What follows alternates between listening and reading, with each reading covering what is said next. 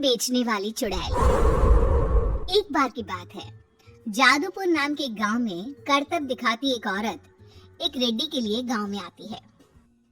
आइए आइए मेहरबान कदरदान, खाइए रोहड़ा के ताजे ताजे केले, कभी खाए नहीं होंगे ऐसे केले, पीले पीले केले खाइए। ये कहकर रोहड़ा हाथों में 4 केले लिए उन्हें सर्कल में जोर जोर से हवा में उछालती हुई करतब दिखाती है, जिसे देखकर आसपास के सारे बच्चे अपने अपने मम्मी पापा से उस औरत के पास जाने की जिद करने लग जाते हैं।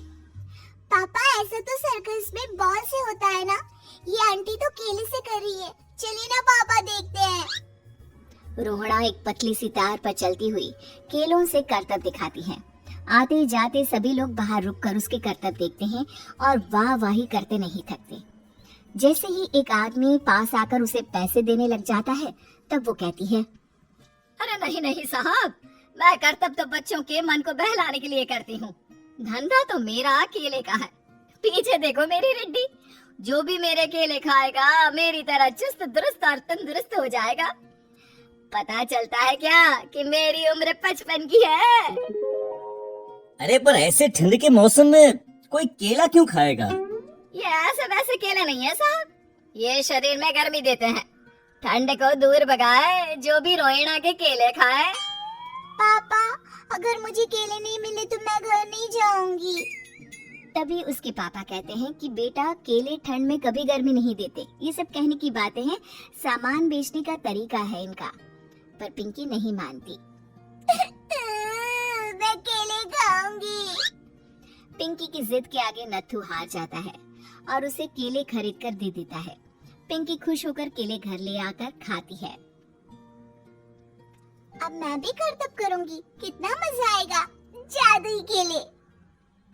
पिंकी पहला केला खत्म भी नहीं करती कि वो बेहोश हो जाती है। दूसरे केले से एक काला धुआं आता है और रोहड़ा चुड़ैल बनकर बाहर निकल आती है। मेरे भूतिया केले बच्चे न खाए, ऐसा हो ही नहीं सकता। जादूपुर वालों, कब तक बचोगे? आ गई हूँ मैं रोहड़ा, जिसका कोई नहीं कर सकता सामना।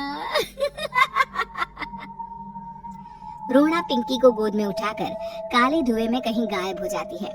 शाम के वक्त नत्थू घर लौटता है और पिंकी को घर में ना पाकर उसकी माँ से कहता है, माँ पिंकी कहाँ है? अरे बेटा, उसे तो तू सुबह करतब दिखाने ले गया था ना, फिर कहाँ वापस आए तुम दोनों? मुझे लगा तू उसे अपने साथ मंडी ले गया होगा।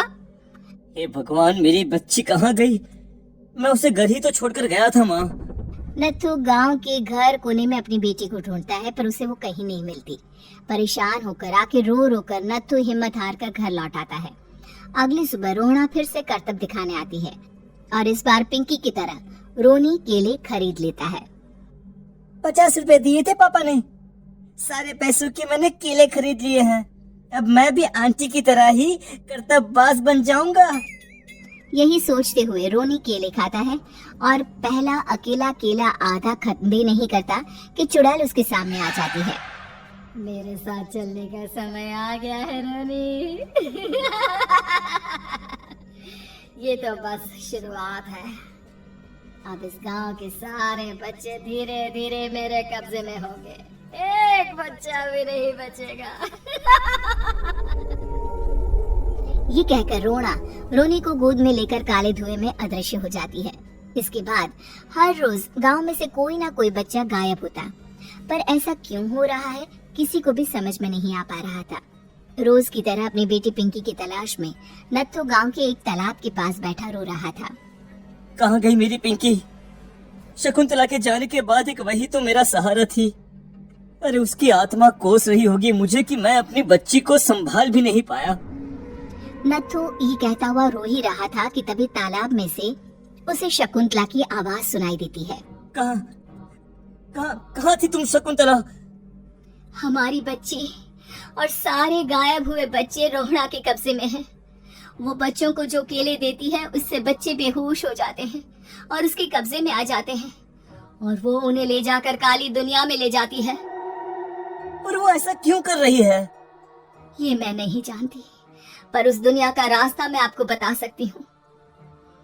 जहाँ ये नदी खत्म होती है वहाँ एक केले का पेड़ है, उसके नीचे एक दरवाजा है, वहीं से रास्ता जाता है उस दुनिया का। ये कहकर शकुंतला की आत्मा गायब हो जाती है।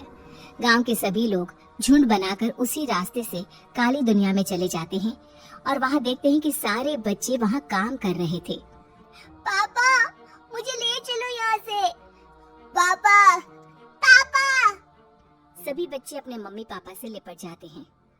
तो तुम लोग यहाँ तक आ गए? क्यों हमारे बच्चों को पकड़ लिया तूने? तुझे शिकार ही बनाना है तो ले, हम सब आ गए हैं, हमें खा ले। नहीं, मुझे बच्चे चाहिए, मेरे बच्चे के बदले तुम लोगों के बच्चे। क्या मतलब? मैं इसी गांव में रहने वाली एक औरत थी। केले की चोरी के इल्जाम में मेरे बेटे को गांव वालों ने इतना मारा कि वो मर गया। उसी दिन मैंने ठान लिया कि गांव वालों का भी वही हाल करूंगी। कुछ दिन बाद बेटे के चले जाने के दुख में मैं भी मर गई और मेरी भटकती आत्मा एक चुड़ैल बन गई। और फिर मैंने बदला लिया तुम सबके बच्चे छीनकर। बर्दाश्त नहीं कर पाए ना? सोचो मुझ पर क्या बीती होगी। हमें माफ कर दो रोड़ा। पता नहीं ये किसकी गलती थी, पर हम सभी माफी मांगते हैं। हमारी खुशियां लौटा दो, तुम भी तो एक माँ हो। गांव वालों की बात सुनकर रोड़ा का मन पिघल जाता है और वो बच्चों को छोड़ देती है। उसके बाद काली दुनिया बच्चों के लिए जादुई दुनिया बन जाती है। अब कोई भी कभी भी वहां आ जा सकता था।